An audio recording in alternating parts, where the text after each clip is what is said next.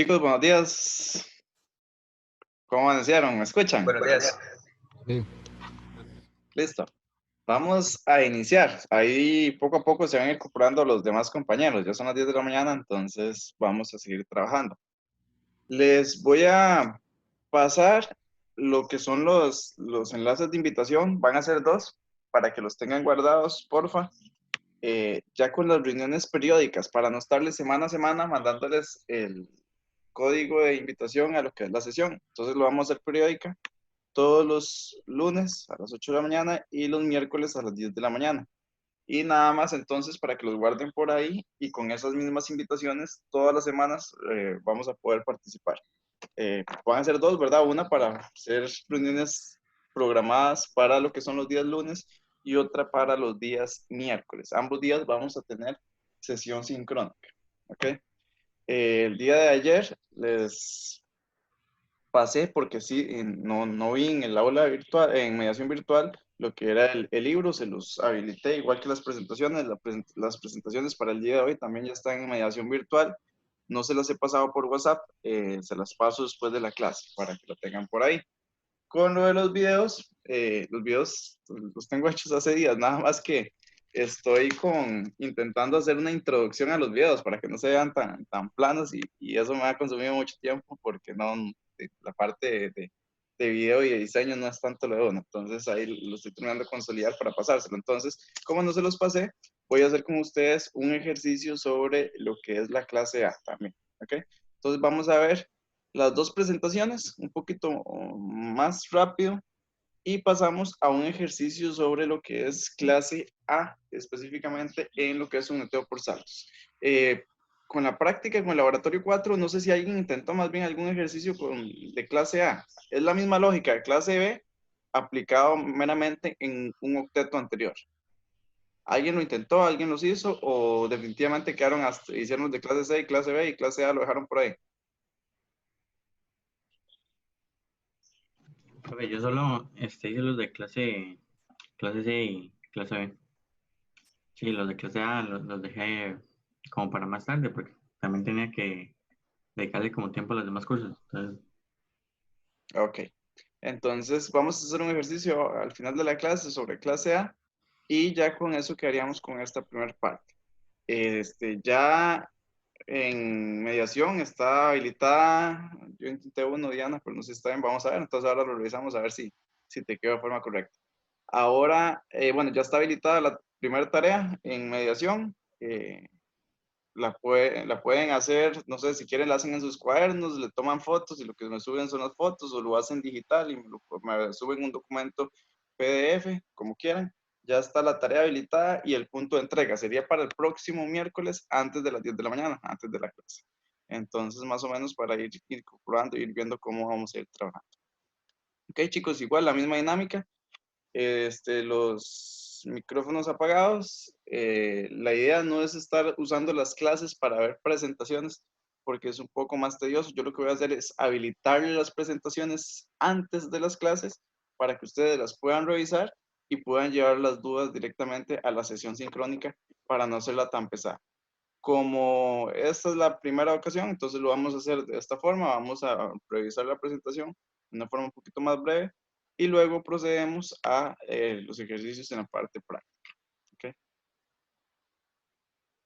Les voy a compartir la pantalla para poder visualizar lo que requerimos.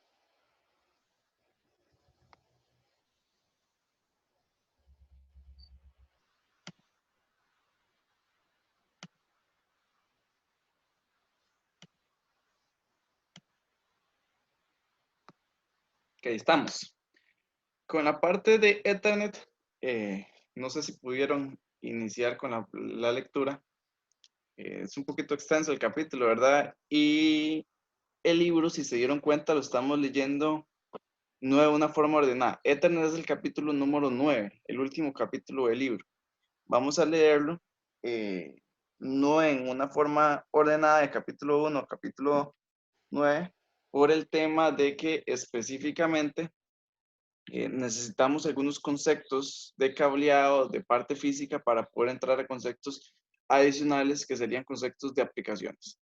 ¿Cómo vamos a hacer esto? Bueno, si ustedes pueden perfectamente leer los capítulos 1 y 2 de libros. Los capítulos son introductorios y es mucho también de lo que, ciertas partes de lo que hemos visto está contenida en lo que es el libro. Entonces, si ustedes leen los capítulos 1 y 2, van a ver que meramente es como un repaso de lo que hemos visto hasta cierta parte. Digamos que un 50, un 40% de lo que hemos visto es información introductoria de los capítulos.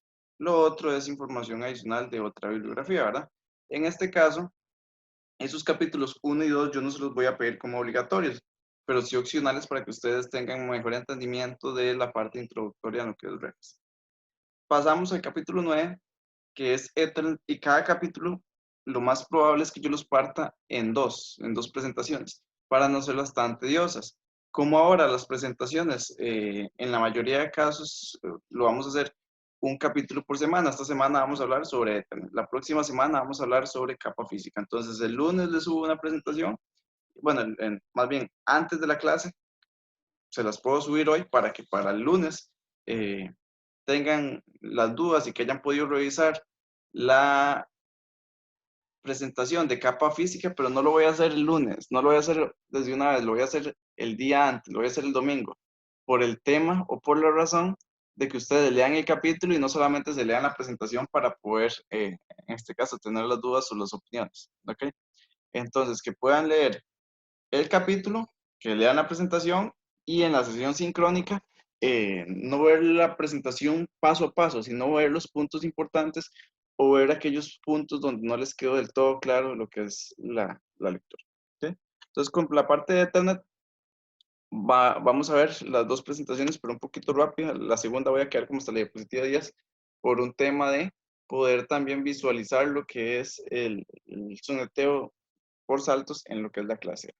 ¿Qué vamos a ver en esta? Lo que son los estándares e implementación, que son topologías lógicas y cómo las diferenciamos con topologías físicas, las implementaciones físicas de lo que posee Ethernet, la historia de Ethernet y la parte de cuáles son los dispositivos más utilizados. ¿Okay? Ethernet viene desde los 70. Recuerden que, bueno, ustedes tienen mucho más claro la parte de las generaciones de las computadoras, ¿verdad? Lo que ya vieron en el curso de introducción, donde específicamente se empiezan a desarrollar ya con multitareas y multipropósitos después de los años 70. Entonces, en esos años era donde se requería, ya tenemos un computador que ejecuta muchas tareas a la vez, pero ¿cómo podemos hacer para compartir esa información con otros dispositivos que estén a cerca o larga distancia? Entonces, tenía que haber algún protocolo que específicamente posibilitara la opción de compartir archivos entre dispositivos. Entonces, en los 70, esta persona, Robert McCarthy, específicamente empieza a trabajar en una propuesta para compartir información entre dispositivos, que no es la Internet, sino meramente a través de un entorno cableado, cómo se puede hacer que se pasen información entre dos dispositivos. En el 85 ya desde el 70 se desarrolla y se logra, pero hasta el 85 ya una institución como el IEEE logra publicarlo como estándar. ¿Esto por qué? Porque si no, mucha gente empezaba a hacer las cosas de manera diferente. Entonces lo que querían es generar un estándar, generar una documentación en la cual todos los dispositivos que requisieran compartir archivos lo hicieran de la misma forma. Entonces, el estándar viene para garantizar esa sección. Como estamos hablando de Ethernet, viene con el estándar 802.3. ¿Qué les quiero decir con esto? Que específicamente si hablamos de un entorno cableado, estamos hablando del estándar 802.3, pero si hablamos de un entorno inalámbrico, estamos hablando de un entorno 802.11, un estándar. Entonces, de acuerdo a la tecnología que se vaya a utilizar, va a variar específicamente lo que es el estándar. Y Ethernet tiene la particularidad de que si estamos hablando del modelo, recuerdan que tenemos dos posibles modelos, el modelo de referencia y el modelo de protocolo. El modelo de protocolo es el implementado, que es el TCP/IP, bajo el cual está corriendo Internet. Pero el modelo de referencia específicamente es aquel modelo de estudio que nos ayuda a entender lo que es específicamente el modelo de protocolo. En este modelo de referencia de 7 capas, la capa física y la capa de enlace de datos del modelo de referencia OSI son bajo las cuales opera lo que es el estándar Ethernet. Lo que estábamos comentando, ¿verdad? Entonces, en las implementaciones de capa física, trabajamos específicamente bajo lo que es el estándar 802.3, meramente cableado. Ahí van conectores, cables, entre adaptadores, entre otros dispositivos. Y en la capa de enlace de datos, bueno, específicamente para la subcapa de control del acceso al medio, la MAC, va a trabajar igual en el estándar 802.3, meramente cableado, y para la parte lógica, para la subcapa de control de enlace lógico, va a operar bajo lo que es la subcapa o el estándar 802.2. Meramente Ethernet opera en estas dos capas, donde realmente se ocupa una manipulación de los dispositivos, y las capas superiores no trabajan meramente con Ethernet. Acá tenemos algunas definiciones. A veces capítulo de Ethernet claramente se basa en el conocimiento previo que se debe tener sobre lo que es capa física y capa de enlace. Esos conocimientos los vamos a ir adquiriendo conforme van pasando las semanas y vamos leyendo ciertas secciones de estos capítulos. Lo principal específicamente es cuando hablamos, ocupamos dos conceptos. Una son las unidades de datos de protocolo, que por cada capa del modelo de referencia OSI existe una unidad de datos de protocolo. Por decirlo así, si nosotros estamos hablando en un entorno de construcción, nosotros ocupamos una unidad de medida, y esa unidad de medida es el metro. Si estamos hablando de capas en el modelo de referencia OSI, cada capa requiere, por decirlo así, una unidad, una forma de cómo controlar esa capa. Y en este caso se da mediante lo que es las unidades de datos de protocolo. Esas unidades de datos de protocolo pueden variar o pueden ser las mismas en diferentes capas. Por ejemplo, la capa física, la unidad básica de control o la unidad de datos de protocolo que va a tener es, o son más bien los bits, el envío de bits mediante lo que es la funcionalidad de la capa física. Cuando pasamos a una capa superior, que es la capa de enlace, trabaja mediante lo que son las tramas. Una capa superior, la capa de red, trabaja mediante paquetes. Capa 4, capa de transporte, trabaja mediante lo que son segmentos en un modelo de entrega confiable o datagramas en un modelo de entrega no confiable. Y por último, tanto la capa de sesión, presentación y aplicación trabajan con datos. Esas unidades de datos de protocolo es meramente como para entender que cada capa se encarga de una unidad en específico. Y específicamente lo que es la capa física, como les decía, se encarga de todo lo que es el envío de bits.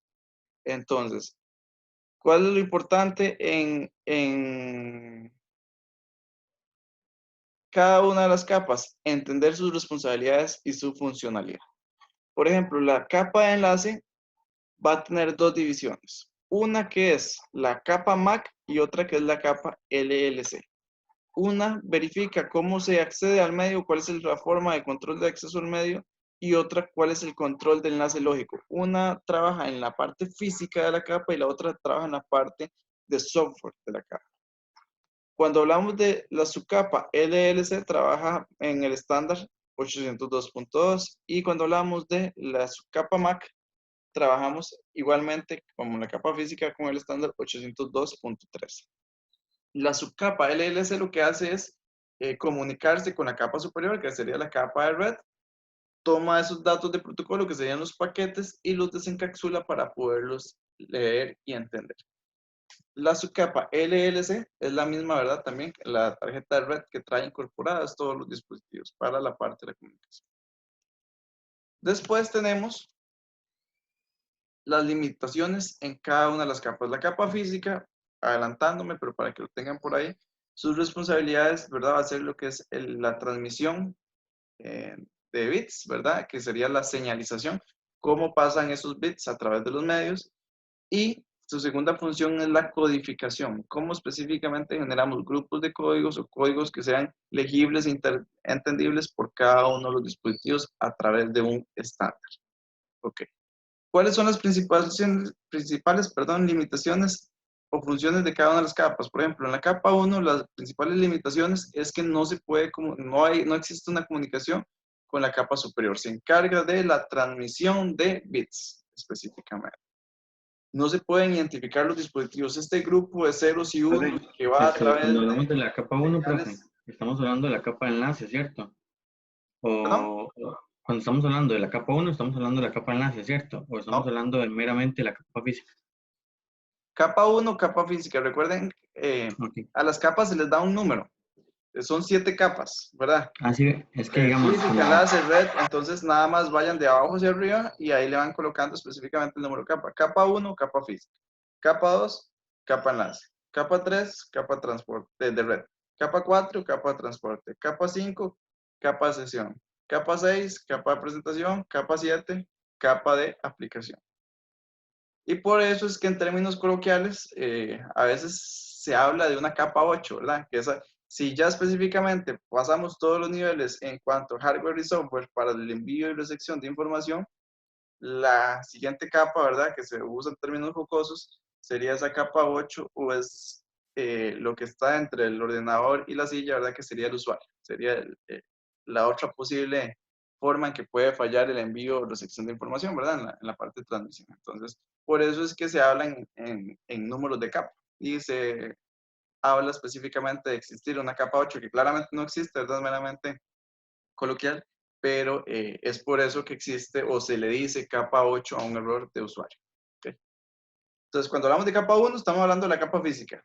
La capa física no se comunica con la capa superior. No puede identificar dispositivos porque, aunque vayan señalizados a través de luz, de impulsos eléctricos o como fuera que se va a enviar la información, él no identifica quién es el que lo está enviando, quién es el emisor, quién es el receptor. Esa identificación no le corresponde específicamente o no es una función de la capa física. Solo se reconocen strings de bits y esos strings son grupos de bits y esos grupos se generan de una forma idónea. ¿Qué es esto? Que para, por ejemplo, representar el comienzo de una secuencia, entonces este es el grupo de ceros y unos que siempre me lo va a identificar. Para identificar el final de una secuencia, este es el grupo de ceros y unos que siempre lo va a realizar. Entonces, solamente hace reconocimiento de lo que son esos strings de bits. Y claramente no puede determinar la fuente de transmisión cuando hay un montón de dispositivos enviando. Si se da la multiplexación, ¿verdad? Que era por el mismo enlace, se están enviando múltiples segmentos de diferentes dispositivos, no reconoce a cuál pertenece cada dispositivo. Esto es hasta el reensamblaje que se pasa en el extremo del dispositivo, ¿verdad? Al otro extremo, y que ahí entonces se vuelve a ordenar lo que es el paquete que se envía. Algunas de las principales funciones de la capa 2, ¿verdad? Se conecta con la capa superior a través del control de enlace lógico, el LLC, para conectar con la capa de red para el envío de paquetes.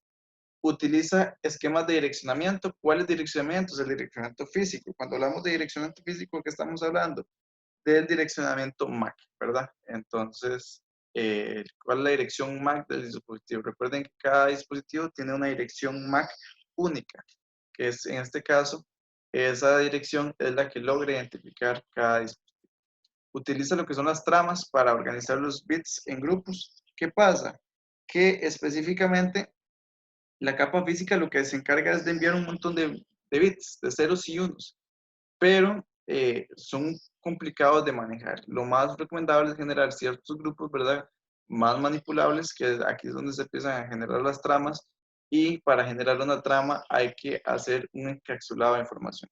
Agregar dirección MAC de origen, dirección MAC de destino, control de redundancia cíclica, entre otros términos que específicamente vamos a entender cuando estemos trabajando en la capa de enlace de datos. Por último, utiliza el control de acceso al medio, ¿verdad? Lo que es la parte MAC para identificar quién es la fuente de transmisión. Pero ¿quién hace esa identificación? La capa de enlace. Recuerden que específicamente cuando se envía a través de la capa física solamente se reconocen esos strings de bits, pero no sabe quién lo está enviando. En cambio, la capa de enlace sí identifica quién es el emisor. La subcapa MAC tiene dos funciones: encapsular los datos y que puedan ingresar al medio de forma eficiente. Cuando hablamos de encapsulación de datos, encapsular es agregar. Encapsular es, por ejemplo, ustedes conocen el término de cápsula, ¿verdad? Pues, específicamente, por decirlo así, un recipiente pequeño, un frasco donde se agrega cierta cantidad en este caso, medicamentos o lo que sea. Pero cuando el término nosotros que vamos a usar encapsular es, por decirlo así, en un mismo frasco, meter información, agregar. Entonces, ¿Qué es lo que viene de la capa física? Un montón de bits, un montón de ceros y unos. Cuando llega a la capa de enlace de datos, ya no se van a transmitir bits, sino que se van a transmitir tramas. ¿Y cómo se compone una trama? Sería específicamente agarrar los bits que venían de la capa física, agregarles el direccionamiento, que cuál era el direccionamiento que hablábamos en la capa de enlace, direccionamiento físico o direccionamiento MAC, ¿verdad? O sea, agregar la dirección MAC de origen, agregar la dirección MAC de destino, agregar un campo que se llama delimitación de la trama, o sea, hasta dónde llega esa trama, y agregar un último campo que es el de control de redundancia cíclica para la detección de errores. Entonces, ¿qué sería? Agarrar estos 4 elementos y encerrarlos, encapsularlos. Y esa encapsulación lo que me va a generar es una trama específicamente. Obtener los datos de la capa inferior y agregarles información de control. Ese proceso de encapsulación va a pasar en todas las capas. Cuando pasamos de capa de enlace a capa de red, hay que agregarle mayor cantidad de información, entonces encapsulamos nuevamente. De capa de red a capa de transporte agregamos información y generamos nuevamente esa encapsulación. Entonces, cuando hablamos de encapsulación de datos, es agregar mayor cantidad de información a la unidad de datos de protocolo que venía de la capa anterior. ¿Cuál era la unidad de datos de protocolo de la capa física? Bits. Agarramos esos bits y le agregamos información de control de la capa de enlace de datos. ¿Qué información de control? Entonces, la delimitación de la trama, el direccionamiento de origen y destino y la control de redundancia cíclica. Entonces, le agregamos esa información y generamos un nuevo paquetito ya encapsulado. Y agarro ese paquetito ya encapsulado que se llama trama de la capa de enlace, me voy a la capa de red y le agrego información. ¿Qué información? En la capa de red sí hay que agregar bastantes datos, que sería el encabezado, la dirección IP de origen, dirección IP de destino, entre otros datos que se agregan y se vuelve a generar la encapsulación. Y así, cada capa va agregando información para generar esa forma de encapsulación de datos. Y la otra responsabilidad sería el control de acceso al medio. ¿Qué sería? Esto es un control de colisiones. Específicamente, como les he dicho, en entornos de red tenemos que asimilarlo muy como es en la vida real. Entre más dispositivos existan en el medio, más posible es tener alguna afectación. Por ejemplo, vamos a hacer una analogía con una carretera. Entre más automóviles circulen en una autopista, mayor es la probabilidad de que pueda existir un accidente. Lo mismo pasa específicamente con lo que es el acceso al medio en la capa de enlace.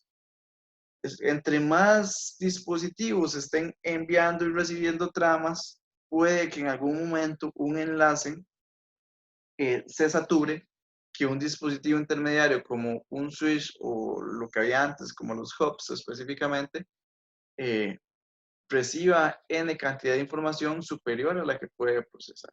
O que un dispositivo intente enviar a través de un medio que está siendo utilizado por otro dispositivo. Entonces tiene que existir una forma de cómo controlar ese acceso al medio.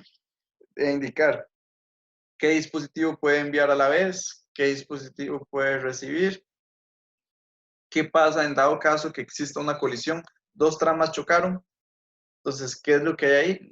Igual, entonces, lo que pasa en la vida real, cuando hay un choque, ¿qué pasa? Y tiene que llegar un tráfico, quitar los carros que no obstaculicen la vía pública y otra vez habilitar el canal para que puedan circular los demás. Lo mismo pasa específicamente en los medios, en los enlaces. Si hay una colisión, se tiene que retirar esas tramas de los medios y habilitar específicamente nuevamente el envío, que este envío va a ser mediante algunos algoritmos que específicamente uno sería un tiempo de postergación, por ejemplo. Entonces, llegar y indicarle quién vuelve a enviar primero y quién vuelve a enviar después de esos dos que chocaron, de los dispositivos de origen, entre otras cosas. Pero específicamente, recuerden siempre, para cada uno de estos conceptos, ojalá ir haciéndole una analogía con la vida real para que les pueda quedar más claro y lo puedan entender de forma óptima. Recuerden también, ¿verdad?, que me pueden interrumpir en cualquier momento. Si tienen una duda, me avisan. En la parte de topologías físicas y topologías lógicas, ¿verdad? Cuando hablamos de una topología lógica, nosotros vamos a hacer topologías en packet tracer. Las topologías difieren, ¿verdad? Como nosotros hacemos una organización y como lo intentamos visualizar en la forma lógica, a como realmente se plasman en la forma física. En la forma física va a estar contenida con un rack, lo más probable, ¿verdad? Un rack vertical de torre, ¿verdad? Donde específicamente se conecten todos los dispositivos intermediarios, llámese qué, llámese router, llámese switch, llámese firewall, llámese patch panel, llámese servidores, entre otros dispositivos, ¿verdad? Como lo vimos en la clase inicial, en la primera clase que veíamos cuáles eran los dispositivos que pueden estar dentro de los entornos de red. Todos estos dispositivos los vamos a ver ubicados en un único rack o algunos rack, ¿verdad? Que específicamente van a contener esa información de dispositivos intermediarios. Pero ¿qué pasa? Esa topología física contrasta contra la topología lógica, que es el ordenamiento y el funcionamiento que nosotros en realidad le queremos dar a esa red. Que todos los routers se conecten de forma lineal. Entonces, en una topología lógica de bus, que todos los routers tengan, compartan la información entre ellos. Entonces, que sea de una forma circular. Entonces, lo podemos hacer en una topología en anillo. Que todos los dispositivos entonces puedan conectarse. Podemos tener una topología multiacceso, entre otros tipos de topologías que podríamos tener ahí.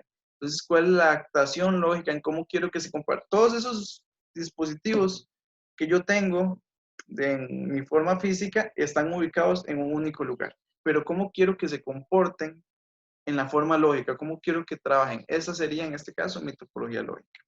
Podemos tener algunos, bus multiacceso, anillo, malla, la parte de, se me olvidó la otra, pero específicamente cualquiera de estos tipos de topologías lógicas son las que van a darnos nuestra funcionalidad a la red en términos virtuales. ¿Cuáles son las implementaciones físicas de Ethernet, verdad? Ethernet evoluciona específicamente para satisfacer nuevas demandas. En la mayoría de casos es en cuanto a velocidad, ¿verdad?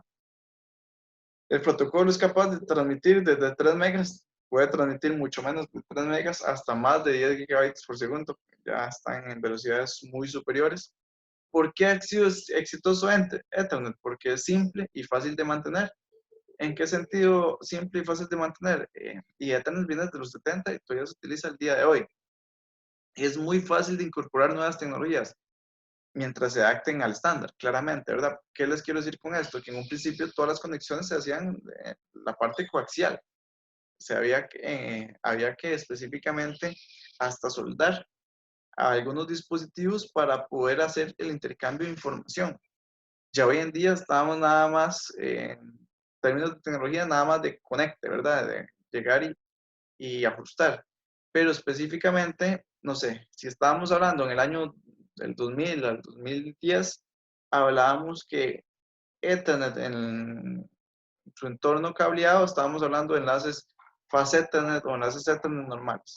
No se pensaba siquiera en fibra óptica. Fibra óptica llegó como una nueva alternativa. Dice, mira, si los bits están viajando a través de pulsos eléctricos en un enlace Ethernet, es más rápido como medio de transmisión que los datos viajen a través de pulsos de luz. Es la forma más rápida que se pueden movilizar. Entonces hagamos un medio en el cual los datos viajen a través de pulsos de luz y generan la parte de la fibra óptica.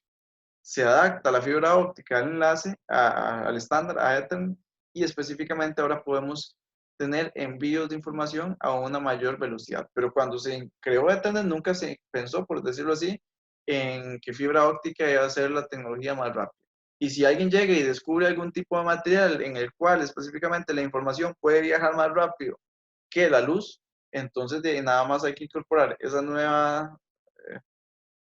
nuevo funcionamiento, esa nueva arquitectura a lo que es el estándar de Ethernet para que pueda posibilitar el envío de información.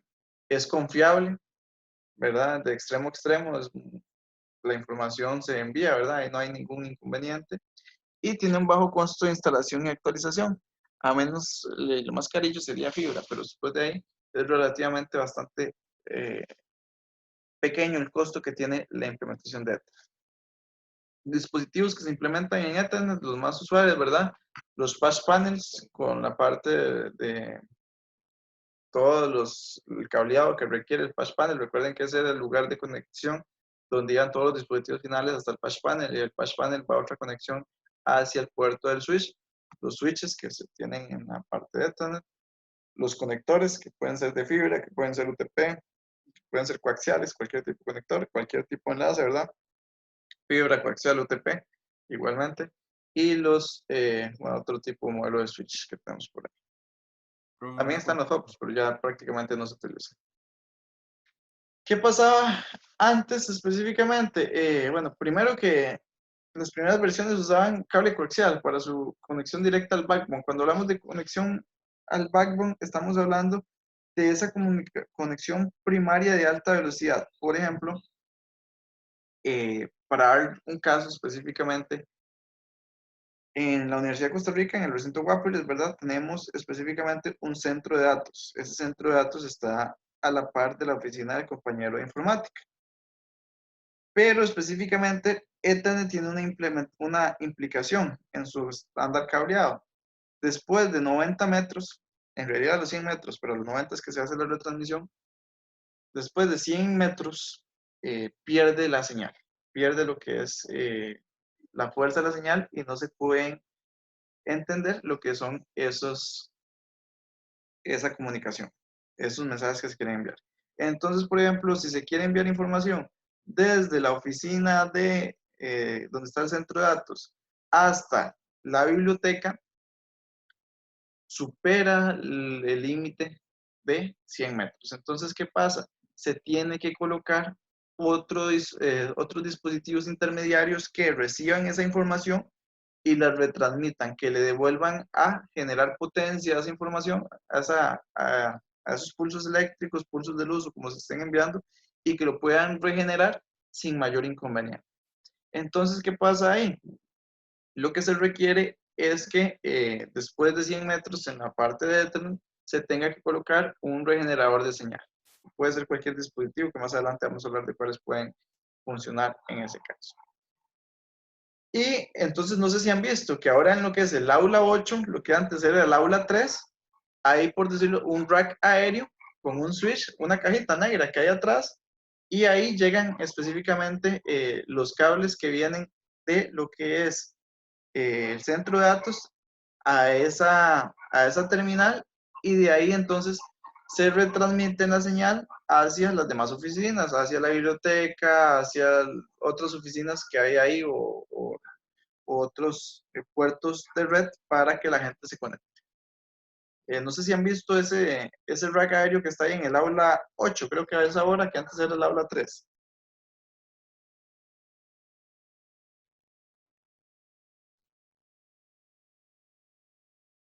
Sí, no. Sí, Sí, sí. Sí, profe. ok. profe. En la Entonces, socia ¿qué hay otro. pasa? ¿Cuál sería esa conexión de backbone? Si nosotros llegamos y conectamos un cable de Ethernet, un fast Ethernet de 100 megabytes por segundo, desde lo que es el centro de datos hasta esa conexión que tenemos en el aula 8, esa información va a viajar a 100 megabytes por segundo. Pero si este dispositivo, ese switch que se conecta ahí en esa aula 8, va a darle señal, no sé, a 50 usuarios, a 100 usuarios, van a hacer un uso compartido de ese ancho de banda. ¿Qué es lo más recomendable? Que si esas terminales, por ejemplo, la que hay en la aula 8, va a darle salida a internet o va a darle conectividad a múltiples usuarios, la conectividad que se le da a ese usuario, por ejemplo, si yo voy de ese switch con un enlace de 100 megabytes por segundo hasta la computadora de la biblioteca, o sea, ¿qué quiere decir? Que esa computadora de la biblioteca podría navegar a una velocidad de 100 megabytes por segundo para comunicarse con la terminal que tenemos en el aula 8. Pero esa terminal que tienen en el aula 8 hasta el centro de datos tiene un único enlace de 100 megas, entonces tiene que ser compartido entre todos los usuarios que se estén conectando a esa terminal en el aula 8. ¿Qué es lo más recomendable? Que específicamente el enlace, cómo se va a conectar desde el centro de datos hasta el aula 8, sea un enlace de alta velocidad. Y esa conexión entre dispositivos intermediarios, centro de datos, aula 8 o centro de datos, hay otro en vida estudiantil también, es lo que se conoce como área de backbone. El área de backbone es la conexión directa entre dispositivos intermediarios conectados al centro de datos. Y esa conexión tiene que ser de alta velocidad. Entonces, por ejemplo, ¿qué es lo más recomendable? Que ese centro de datos al aula 8 o a vida estudiantil, donde están los dos terminales, se hagan, o sea, a través de un enlace de fibra óptica o de cualquier tipo de tecnología al menos, que sea más rápida la conexión que la que tienen desde el punto terminal hacia los dispositivos finales. ¿Qué les quiero decir? Si el dispositivo final, por ejemplo, si estamos hablando de la terminal hacia el dispositivo final, tenemos una conexión de 100 megabytes por segundo, que la conexión de esa terminal al centro de datos no sea una conexión igualmente de 100 megabytes por segundo, porque si no, estás teniendo la misma velocidad de conectividad en el área de backbone a la misma velocidad de conectividad a lo que son los usuarios finales. Y eso podría generar una sobrecarga de tráfico que ralentice lo que es el enlace que estamos trabajando. Hay otros términos Profe, específicamente de lo que es rendimiento de la red, de la capacidad de transferencia útil y del ancho de banda.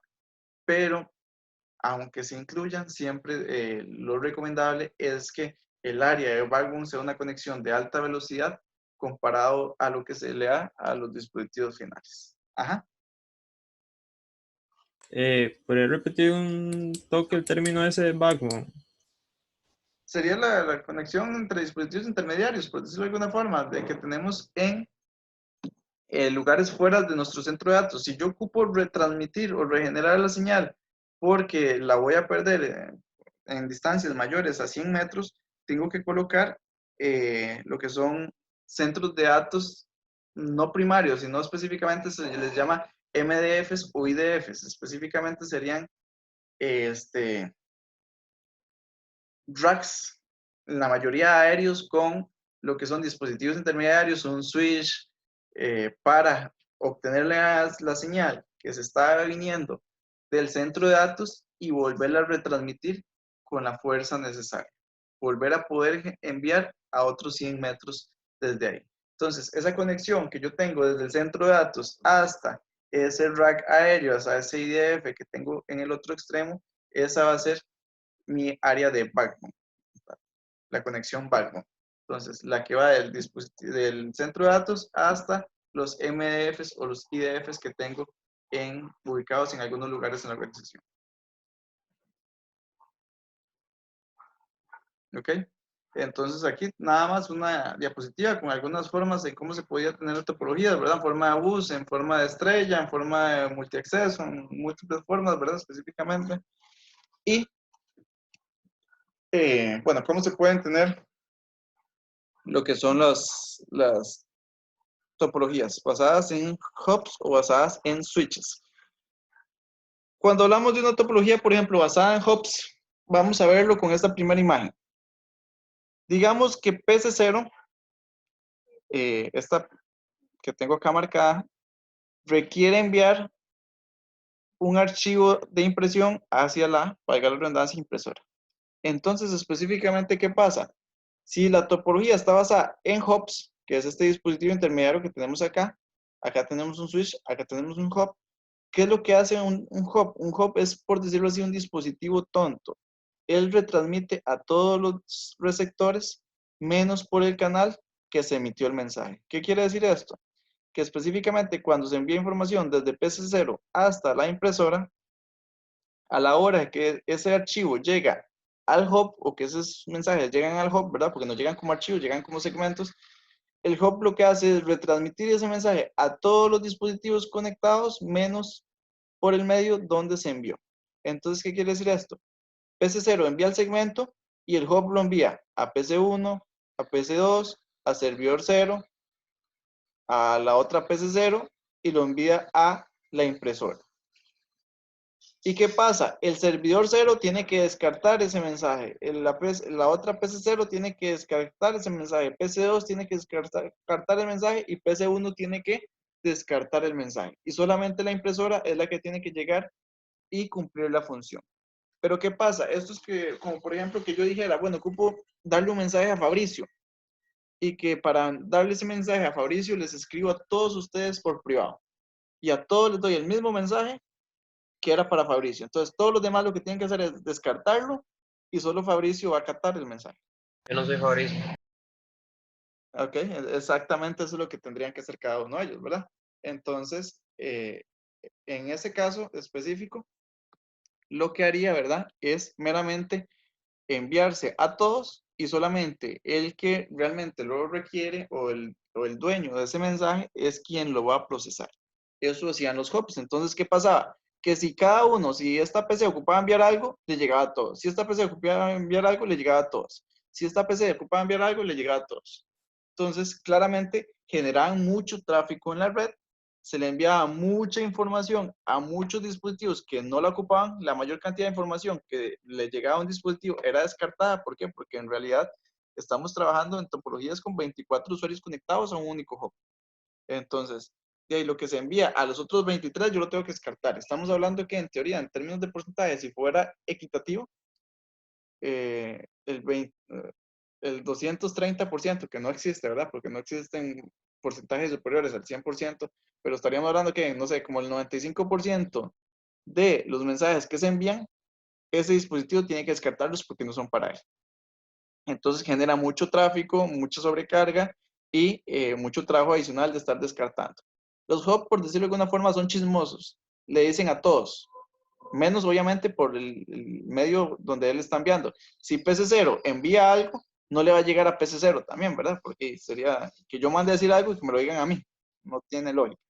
En cambio, los switches son dispositivos más inteligentes. Solamente hacen una pregunta la primera vez para verificar quiénes son los que están conectados y ya luego de eso, cuando PC0 ocupa enviarle algo a la impresora, lo que hace es que se lo envía directamente a la impresora sin tener la necesidad de enviárselo a los demás dispositivos. ¿Por qué?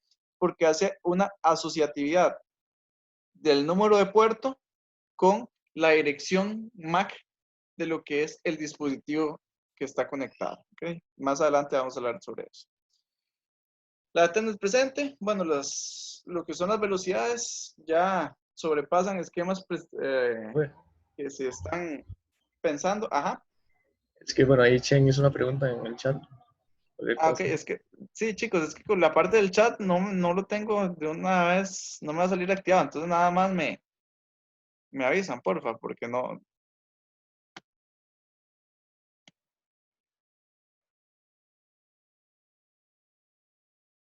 Profe, así, ¿por qué así, profe? ¿Eso qué ventajas? No saben en qué punto me estaba preguntando Chen sobre ventajas sobre. Creo que era sobre lo del POPs, ese el dispositivo tonto que usted dijo. No, los hubs no tienen ventajas, tienen solamente desventajas, de hecho ya no se usan. Entonces, meramente era como estaba plasmada antes la tecnología, estaba basada en hubs. Ya hoy en día no se utilizan y prácticamente ni se venden, porque son dispositivos un poco, perdón la palabra, un poco tontos, ¿verdad? Que no tienen esquemas claros de cómo direccionar de forma eficiente. Entonces, esa eficiencia se logró con los switches y ahora lo que se utilizan son los switches para lo que es el envío de información, pero la parte de los hubs en realidad ya no son usados. Eran meramente como era antes. Ventajas son de muy pocas, ¿verdad? Todas las ventajas que tenía un hub la tiene un switch con N cantidad de ventajas. Las velocidades de Ethernet ya sobrepasan los 10 gigabits, ¿verdad? Hasta 400 gigabits por segundo y a más de 400 kilómetros de distancia, entre otras, ¿verdad? Ahí hay un video de cómo ha evolucionado Ethernet que lo pueden ver en sus casas con mayor tranquilidad. No lo voy a presentar. ¿Okay? Listo. Con la primera presentación. Profe, Señor. yo le tenía una pregunta hace ratillo, pero no se me ha escuchado el micrófono. Claro, cuénteme. Era sobre cuando usted estaba hablando que era barata la fibra y esas cosas. Ajá. Hay lugares en donde, por ejemplo, el ICE no ofrece, o sea, meramente para el servicio de internet, fibra como tal, sino que lo marcan como mixta en la página. Mixta. Uh-huh. ¿Cuál es la diferencia? Digamos, si no es cobre puro y no es fibra, ¿qué ventaja tiene? Eso es no, cuando hablamos de barato, la fibra no es, bueno, no es barato. Por ejemplo, es que está la fibra interna y la externa. Esta que es cableada, que son la que, por ejemplo, el proveedor de servicios, como el ICE, tiene que mandar para que exista fibra hasta el hogar, ¿verdad? Que es lo que en muchos casos se brinda el servicio. Esa fibra externa que va por los postes es muy cara, porque tiene un revestimiento superior y otro cuidado totalmente diferente a la fibra interna. La fibra interna no es barata, pero no es cara. Por ejemplo, un metro de fibra interna vale, no sé, 2.500 colones, más o menos. Un metro de cable fase Ethernet vale 300 colones. Entonces, si lo comparamos con Ethernet, la fibra es cara, sería 10 veces más cara, por lo menos. Pero relativamente 2.500 colones para metro de fibra, sabiendo que la fibra va a tener velocidades por mucho superiores a las de Ethernet, sí es un costo aceptable. Cuando ustedes tienen un servicio o les ofrecen un servicio mixto, es un servicio de fibra y cobre en realidad. ¿Qué es esto? Que la fibra llega, pero llega hasta cierto punto. Por ejemplo, que ustedes tienen un poste hasta ahí, hasta a 40, 30 metros de su casa, poste de tendido eléctrico. Y ahí tienen la caja específicamente de conversión a fibra. Entonces, ¿qué pasaría? Que el servicio que usted le ofrecen, si no es fibra hasta el hogar, si es fibra hasta el hogar, tienen que tirarle la fibra óptica hasta el módem. Si no es fibra hasta el hogar y es un servicio mixto, quiere decir que la fibra llega hasta un poste por ahí donde tengan ese convertidor, y de ese poste en adelante la información viaja a través de cobre y le va a llegar a usted normal, a través de Ethernet normal. Pero entonces la diferencia entre fibra hasta el hogar y la parte mixta es que uno tiran el enlace de fibra directamente hasta su casa, hasta su módem, y el otro lo dejan hasta cierto punto, ¿verdad? Hasta cierto poste, y de ahí en adelante, como está en un área de circunferencia donde lo pueden habilitar, le ofrecen ese servicio mixto, y ese tendido final va en la parte de cobre.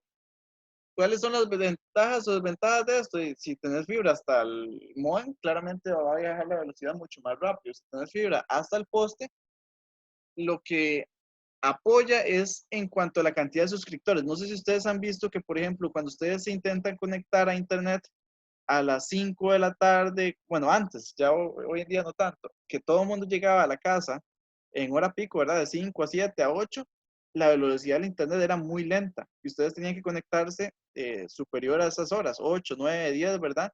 ¿Por qué? Porque probablemente ustedes tendrían un servicio ADSL que iba a depender de la cantidad de suscriptores que hay en su vecindario. Si todos se conectan a la misma hora, entonces el ancho de banda se divide entre la cantidad de suscriptores.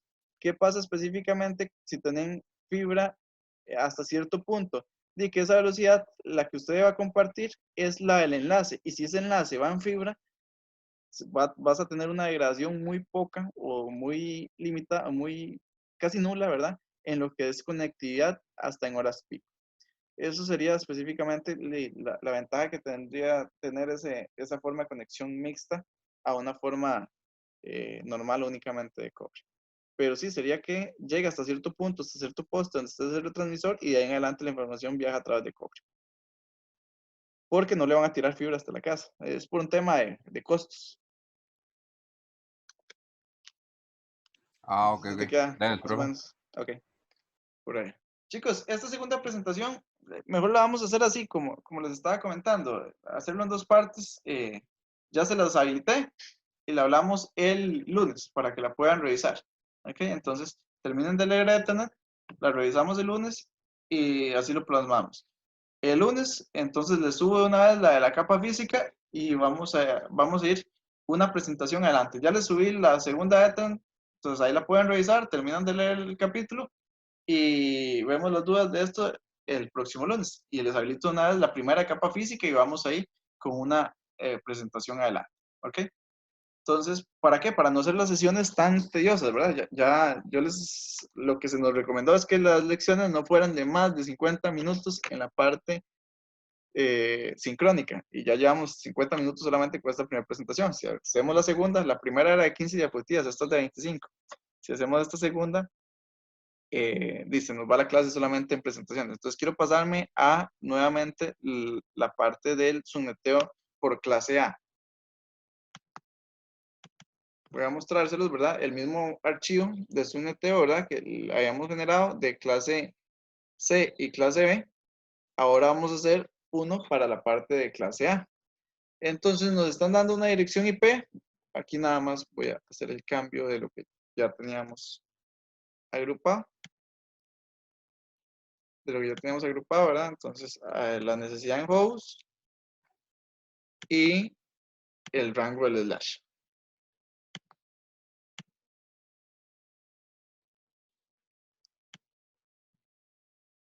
Por ejemplo, nos dan la dirección IP 70.0.0.0.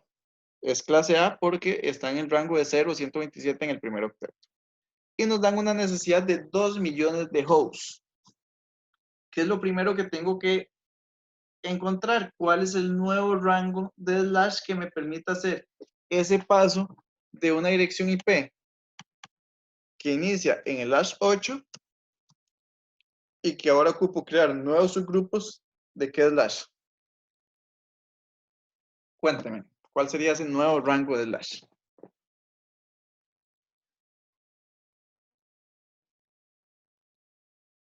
Once.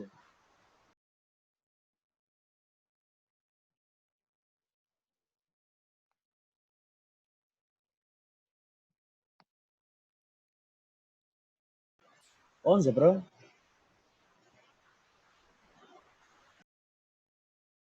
¿Por qué 11? Porque cubre la necesidad de los 2 millones de hosts.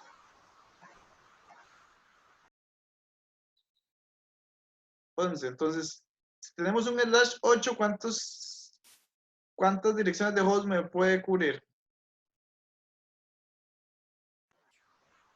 Con el hash 11 cubre como 2.096.000, algo así. Si tenemos un slash 8, por ejemplo, vamos a ir haciéndolo. Un slash 8. Recuerden que... 256, bro. No. Recuerden que esto ya por...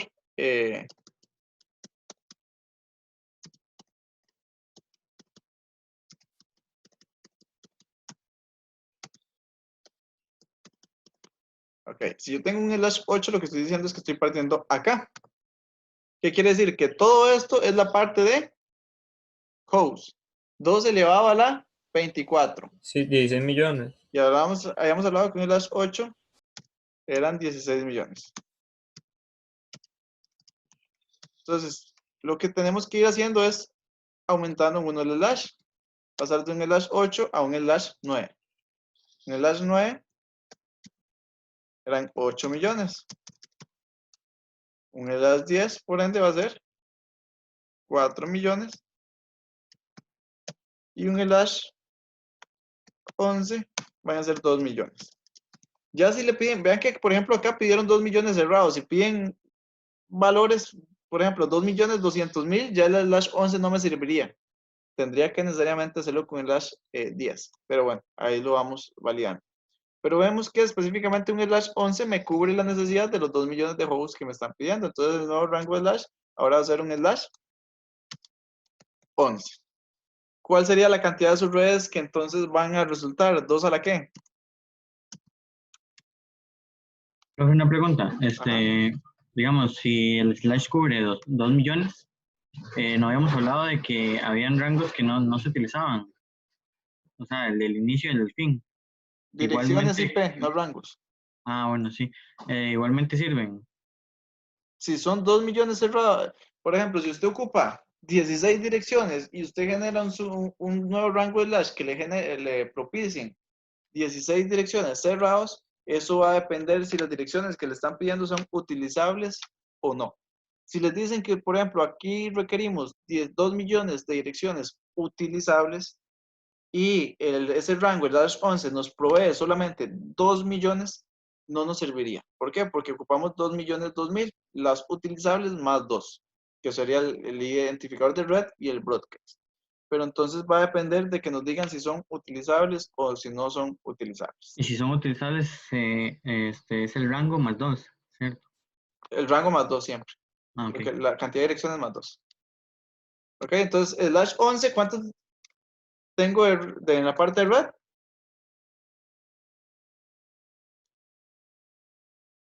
11, profe. Ok, 2 a la 3, ¿qué es cuánto?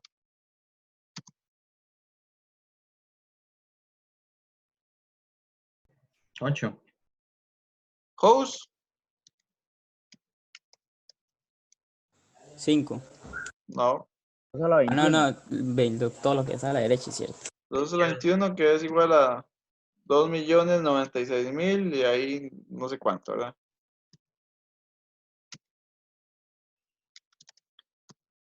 El salto va a ser igual a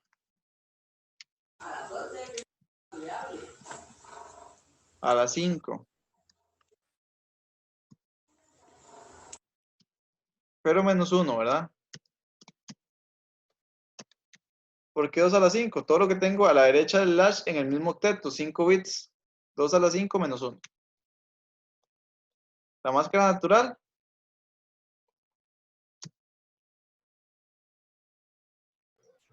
0.0.0. y la variable,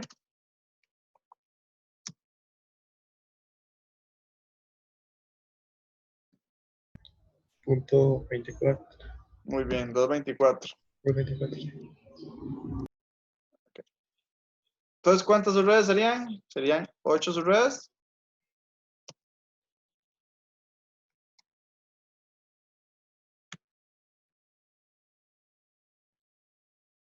¿Cuál sería el primer identificador de red?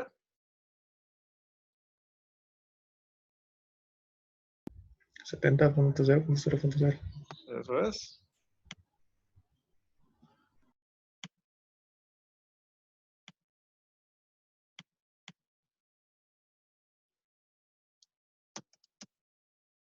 Y lo que generamos es con el ID de red, ¿qué generamos él? Broadcast. ¿Qué cuál sería el broadcast?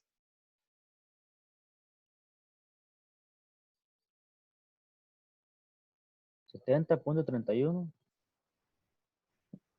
Ajá, Pero ahí los dos siguientes objetos llevan 255. Igual. correcto. Siempre lo que está a la derecha se completa.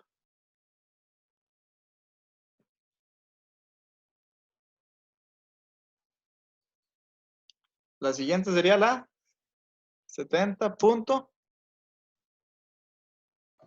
32. 32.0.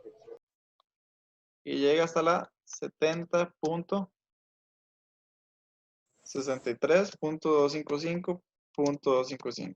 Voy a completarlo para que vean cómo cierra. 70.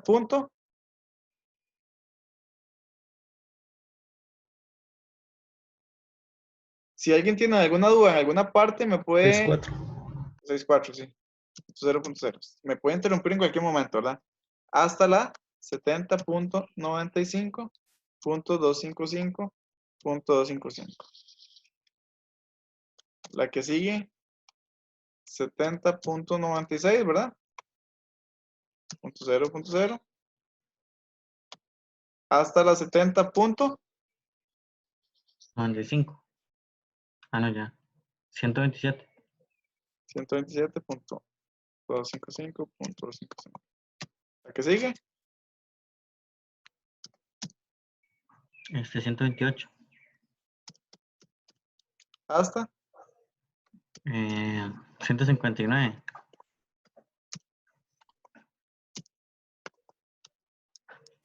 siguiente.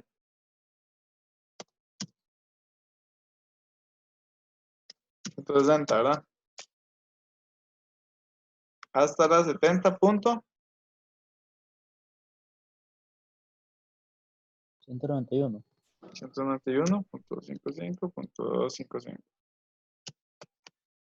Que sigue sería la 70.192.0.0 hasta la 70. 223. Muy bien. Y la última, 70.224.0.0 hasta la 70. 225. 255. Correcto. 255.255.255. Y vean que los tres últimos octetos quedan completos, quedan en 255 y eso me asegura que específicamente sí estoy trabajando con todas las direcciones. Si ustedes multiplican, ¿se acuerdan lo de los cambios? De 0 a 31, ¿cuántos cambios tengo? ¿Cuántos posibles valores tengo de 0 a 31? Serían 32 valores, ¿verdad? En el segundo octeto paso de un 0 a un 31, o sea, tengo 32 valores. Hago Sí. una pregunta. Si En yo el ocupara tercero, más, ya casi, también en el tercero tenemos valores desde 0 hasta 255, entonces son 256. 256. Y en el cuarto octeto también tengo 256 cambios, que va desde 0 hasta 255. Entonces, si nosotros multiplicamos eso,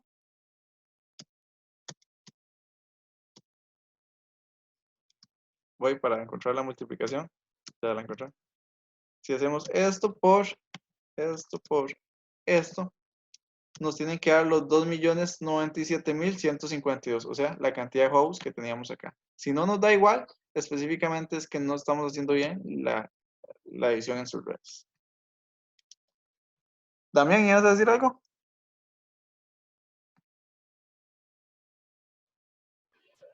profe, ¿qué pasa si uno ocupa más subreddits? Dado el caso, digo yo. Sí. Aquí hay 8 subreddits, pero si uno ocupa, no sé, más. No puede, de esta porción de su red no puede, a menos de que específicamente hágalo cada rango de red más pequeño. En vez de pedir 2 millones, que pida 500.000. Entonces voy a tener mayor cantidad de subredes, pero de menos juegos cada uno. Eso es jugar Ah, con ya las entendí. cosas. Por ejemplo, usted puede llegar, yo puedo tener, no sé, 100 manzanas, y yo esas 100 manzanas las puedo dar 10 manzanas acá a 10 personas. Pero si quiero tener más, entonces le doy a 20 personas 5 manzanas. Y si quiero más, le doy a 40 personas 2 manzanas. Y si quiero tener más, le doy a 100 personas una manzana. Más grupos. Pero eso va a depender de la cantidad que tenga para cada uno. Ah, ya entendí, profe. Ok, pues. La primera, entonces, ¿cuál sería la primera utilizable para la primera subred? 70.0.0.1. Muy bien. ¿Y la última? 70.31.55.54. Excelente.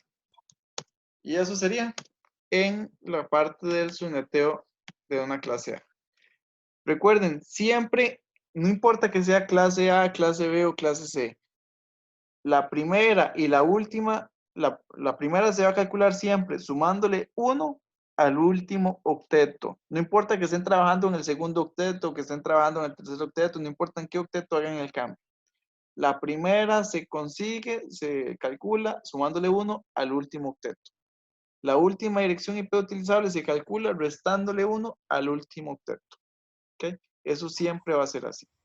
Y Profe, los ahí cambios de Willy ID hace de una red pregunta. al broadcast es sumándole el salto al octeto donde están trabajando, donde están haciendo la partición, como en este caso es /11, el /11, como lo vimos específicamente, está dentro del segundo octeto, por eso es a ese octeto que se le hace el cambio. Pero por ejemplo, aunque sea clase A, si a esa clase A se le hace el cambio en el bit número 18, aunque sea clase A, si el cambio lo tiene en el tercer octeto, tengo que hacer el salto al tercer octeto. Eso es lo que ocupo que siempre tengan claro. Ajá. Willy le está haciendo una pregunta ahí en el Ok. chat.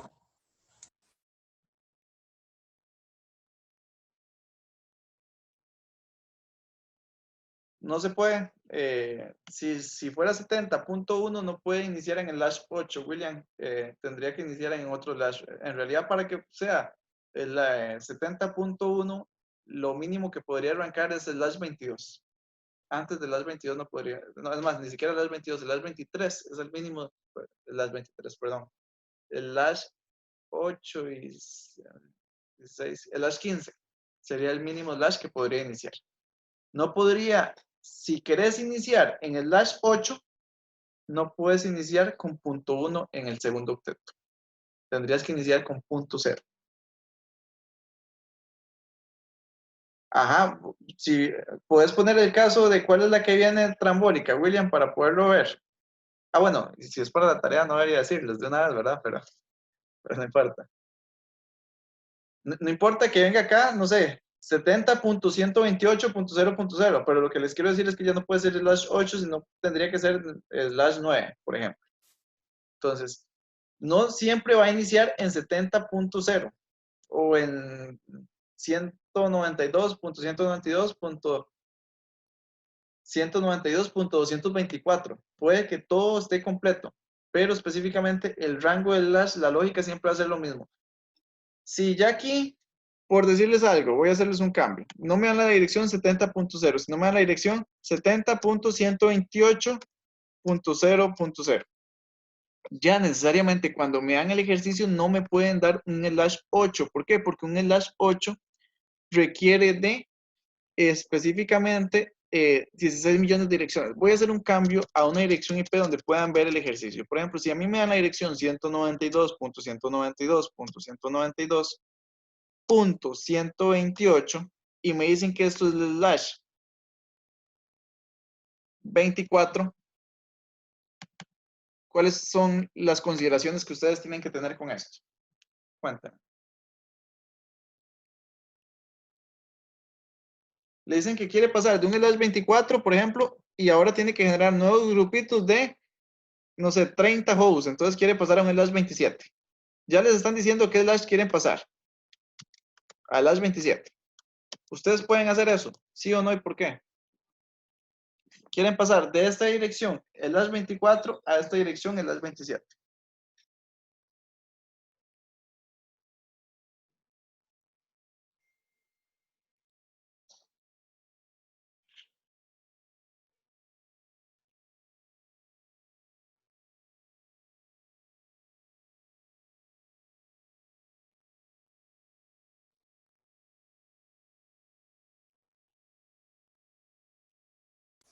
Profe, en el caso cuando es, digamos, aquí 24, ¿el slash estaba antes o después del punto? ¿El / qué? ¿Estaba antes o después del punto? Es después del punto, pero no causaría mayor Sí, diferencia. sí, por eso preguntaba, porque quizás era para pasar, por Sí, pasarse del bueno, después del octeto, punto, pero entonces. sí se puede, nada más se corren los tres, ¿no? Ujú. Pero ¿cuáles son las... Dígame, ¿cuál es la primera subred, entonces?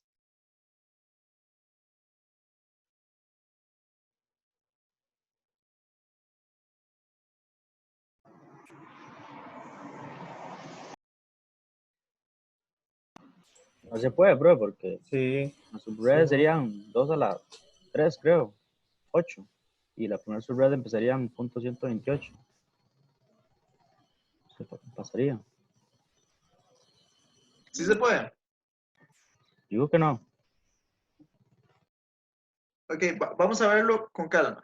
Si es el /24, el /24, ¿cuántas direcciones de host me provee? 0.8. Ujú, ¿cuántas?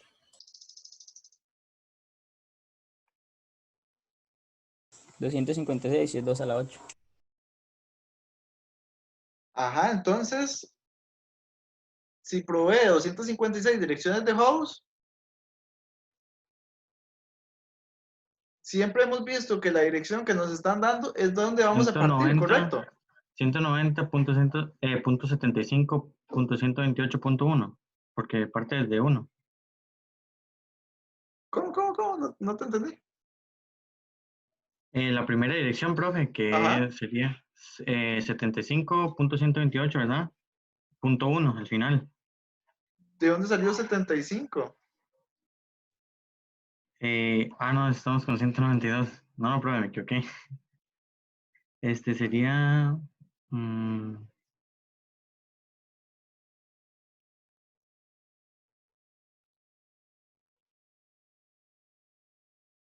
¿Estamos de acuerdo que la primera dirección que nos dan, o sea, esta dirección que nos dan es de donde tenemos que partir? Sí. Ok.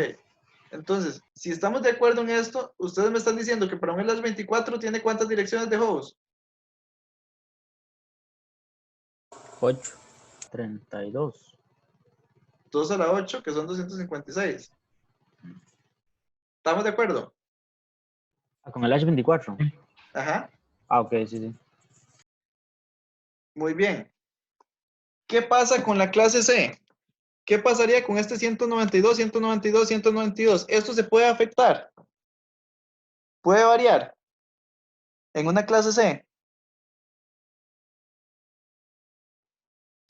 Eso no, profe. No, No, No, pues son de porque red. es la parte de red. Eso no se toca. Estamos de acuerdo que inicia acá, inicia en 128. Desde 128 podría llegar hasta ¿cuál valor? ¿Hasta dónde podría llegar ahí? 256, le falta un 127. 255, recuerden, valor máximo 255. 255, perdón. Ok, entonces puede llegar hasta 255. ¿Qué quiere decir? Que si yo hago que tengo 255 menos esas 128 que tengo por ahí, sí, me faltan esas 127 direcciones. O sea, si es el hash 24, aquí hay dos opciones. Una, que esta dirección .128 sería una dirección de host. ¿Por qué una dirección de host? Porque debería iniciar en punto 0, 192.192.192.0 como dirección de red y llegar hasta la dirección 192.192.192.255. ¿Ok? Entonces, ¿qué pasa? Que va desde esta dirección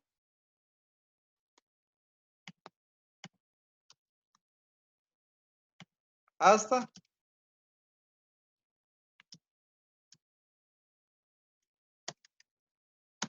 hasta esta dirección. Este sería mi identificador de red y este sería mi broadcast para una dirección slash 24. ¿Estamos de acuerdo? ¿Por qué? Porque hay un cambio acá desde 0 hasta 255. Y de 0 a 255 tengo las 256 direcciones de host que me implica un slash 24. ¿Sí o no? simplemente. Porque si, ¿qué pasaría acá, chicos? Para que ustedes lo tengan ahí pendiente. Esta sería la dirección de red. Eh,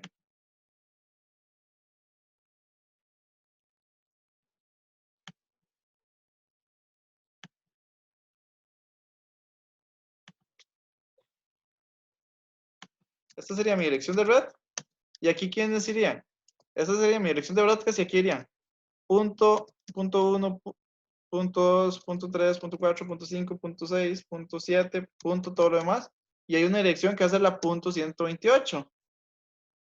128, punto 129, punto 130, todo lo que va ahí de por medio, hasta llegar hasta punto 253, punto 254 y por último va a llegar a la 255.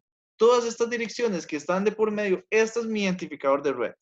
Esta es mi dirección de broadcast y todas las direcciones que estén de por medio van a ser las direcciones de host utilizables, las que podemos asignar a los dispositivos. El ID de red no se asigna, el broadcast no se asigna y las que están en medio son las que realmente se van a asignar. Por eso es que específicamente, si yo acá les digo que tenemos que pasar de esta dirección, el hash 24, el hash 27, no podría. Porque cuando ustedes lo estén haciendo, vamos a hacerlo rápidamente, va a pasarlo al hash 26. Si yo quisiera pasar esto al hash 26, del hash 24 al hash 26, dígame cómo me da. ¿Cuántas subredes de cuántos hosts? Pasando un hash 24 a un hash 26, para que vean por qué no se puede.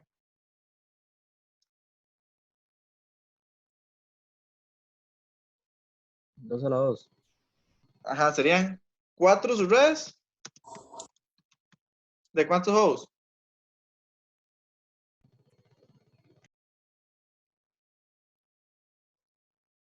64. Ajá, de 64 hosts. ¿Y el salto? 63. 63, muy bien. Voy a hacerlo aquí abajo entonces. 1, 2, 3, 4 subredes, dijimos, ¿verdad?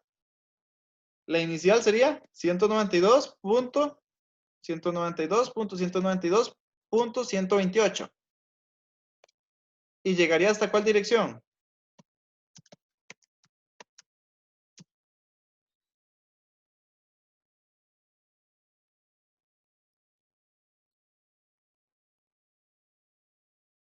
$191.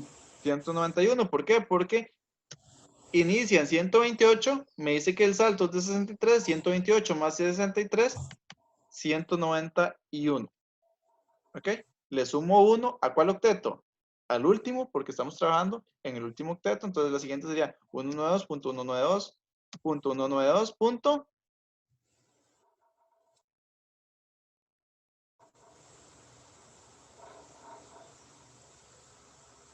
192. 192, correcto. Y llegaría hasta la 192.192.192. 255. 255. ¿Qué hacemos con la siguiente? Recuerde que cuando llegamos a Y 255, ya le no se puede. sumamos 1, Ya quedan llegaría a 0, 256. quedan 0, ajá. Quedan 0 porque no existe el 256, ¿verdad? Ajá. Y se le suma 1 al octeto anterior.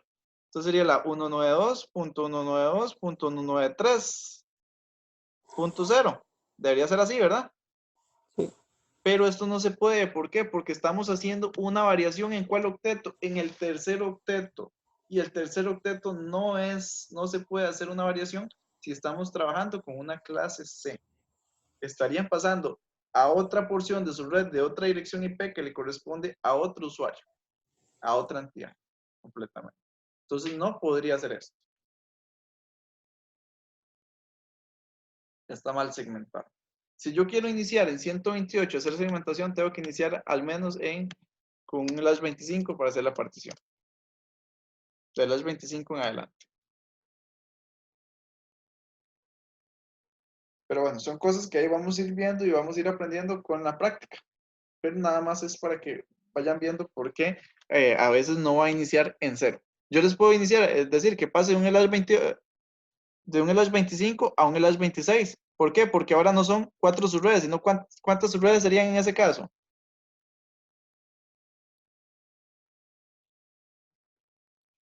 Vean acá. 2. Exacto. Si yo tengo una subred que inicia en el slash 25 y ahora me dicen que la parta al slash 26, ¿cuánto tengo a la derecha? Igual, 6 bits, 2 elevado a la 6, 64 hosts. Pero ¿cuánto tengo a la izquierda del slash? Tengo que posicionarme hasta que llegue al slash donde estoy partiendo. 2 elevado a la 1, que sería 2. Entonces tendría 2 subredes de 64 hosts con un salto de 63. Entonces, nada más tendría que borrar esto. Y este sería el subneteo para pasar de un slash 25 a un slash 26 con esa dirección IP. Pero bueno, eso es algo adicional y no quiero confundirlos con eso. Ahí cuando ustedes van haciendo las prácticas se van dando cuenta y lo van validando cómo lo pueden ir solventando. Profe, Willy en el chat puso la trambólica.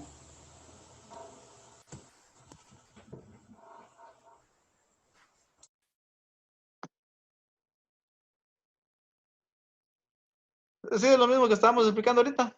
Iniciando en 128, pero vea que no inician el A16, sino que inician el A17, como hice yo ahorita.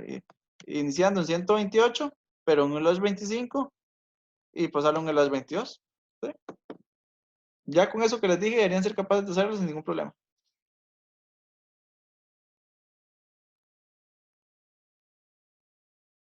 Para que practiquen. Y si no, me dicen el lunes las dudas, porque la tarea es para el próximo miércoles. Entonces tienen igual los 8 días de hábiles para hacer la tarea y me dan las dudas el lunes.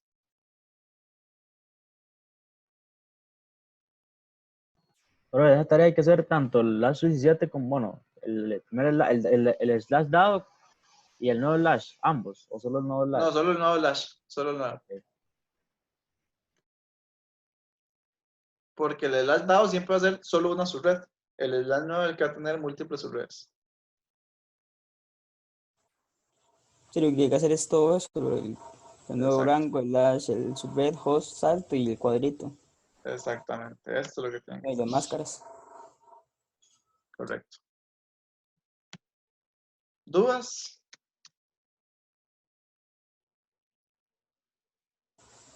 Luego quita esos dos de ahí abajo porque después me confundo. Sí, eso es lo que estoy haciendo.